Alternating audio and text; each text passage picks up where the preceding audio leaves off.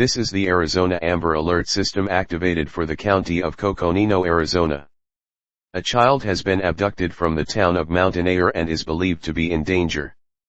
The child's name is David Esposito. He is a 17-year-old Hispanic male, 5 feet 8 inches tall, 150 pounds with black hair and brown eyes. Last seen wearing a white graphical t-shirt, black and gold belt, white jeans, black sneakers and is wearing white sunglasses.